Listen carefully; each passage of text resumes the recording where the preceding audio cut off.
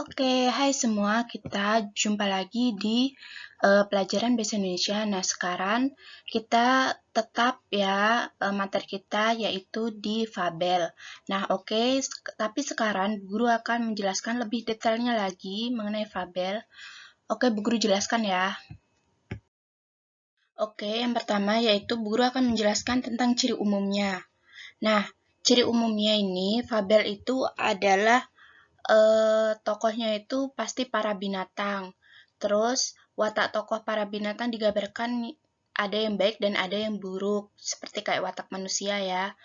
Jadi di situ tokohnya itu adalah para binatang yang seolah-olah menjadi manusia. Terus tokoh para binatang bisa berbicara seperti manusia. Dan selanjutnya yaitu cerita memiliki rangkaian peristiwa yang menunjukkan keajaiban sebab akibat. Terus fabel itu menggunakan latar alam, biasanya di hutan, sungai, kolam. Terus ciri bahasa yang digunakan itu ada yang berbentuk naratif atau cerita, terus ada juga yang menggunakan kalimat langsung atau percakapan sehari-hari. Untuk unsur-unsur fabelnya, yang pertama ada ciri tokoh utamanya yaitu sering dibicarakan, sering muncul, menjadi pusat cerita atau jalannya cerita. Terus kalau yang tokoh pembantunya, maksudnya tokoh pembantu ini bukan pembantu rumah tangga atau yang lainnya, enggak ya. Maksudnya tokoh pembantu ini adalah bukan tokoh utamanya, tuh, yaitu adalah tokoh tambahan. Jadi biasanya itu mungkin sebagai teman tokohnya atau sebagai orang tuanya, seperti itu.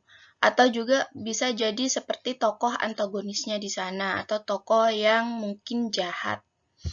Terus ada penokohan. Penokohan itu adalah sifatnya ya, karakternya ya, dia penokohannya itu dia protagonis baik, antagonis itu adalah yang jahat, atau tritagonis itu maksudnya itu tokoh penengah. Terus setelah itu ada setting atau latar. Setting itu dibagi menjadi 3, yaitu ada setting waktu, menceritakan tentang waktu, terus setting tempat, berarti menjelaskan tentang tempatnya, terus juga suasana. Maksudnya suasana itu suasananya itu menggembirakan, menyedihkan, atau menegangkan. Terus untuk tema itu pokok ceritanya ya, jalan atau ide pokok ceritanya itu apa sih di sana itu. Sumpama mungkin temanya itu tentang kekeluargaan, contohnya kayak gitu. Berarti di fabel itu menceritakan tentang sebuah keluarga. Jadi tema itu dengan judul berbeda ya. Terus setelah itu ada amanat. Amanat itu adalah pesan. Kasih jenis fabel. Yang pertama ada fabel alami, biasanya menggunakan watak tokoh binatang seperti pada kondisi alam nyata. Misalnya kura-kura diberi watak lambat, contohnya kayak gitu. Singa buas. Selain itu fabel menggunakan alam sebagai latar. Terus yang kedua, kalau fabel adaptasi, itu fabel yang memberikan watak tokoh dengan mengubah watak aslinya pada dunia nyata. Seperti contohnya ya, nah ini landak yang pemalu berulang tahun di rumah makan. Nah, maksudnya itu gini juga contohnya, kancil biasanya kan licik atau cerdik. Nah, di situ kancil itu suka menolong, contohnya seperti itu. Tentang strukturnya, yang pertama ada orientasi atau pembukaan awal, yaitu pengenalan tokoh ya. Terus habis itu ada konflik, biasanya konflik itu sudah menuju ke permasalahan. Terus habis itu ada resolusi, itu pemecahan masalah. Nah, baru koda. Koda ini biasanya ini, tapi eh, hampir semua ada ya, meskipun kadang tidak ada. Jadi perubahan tokoh. Sumpama mungkin, contohnya, Kancil adalah seorang yang suka mencuri timun atau cerdik atau licik.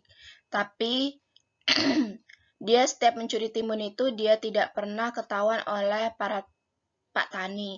Dan di kemudian hari Pak Tani mengetahui kalau timunnya mungkin dicuri oleh Kancil dan dia diberi perangkap.